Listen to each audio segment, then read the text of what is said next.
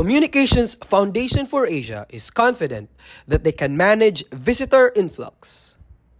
Crowd control used to be a challenge for the Facilities Management Department of the Communications Foundation for Asia, but it is now manageable as asserted by the department head.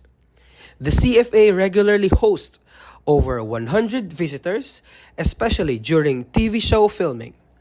The CFA compound is a popular shooting location for Philippine TV series such as Maria Clara at Ibarra, Ang Probinsyano, Batang Quiapo, High Street, and many more. In addition, the CFA provides facilities for conventions, meetings, workshops, and social events such as wedding receptions and birthday parties. A coffee shop within the compound also attracts visitors, including students, professionals, and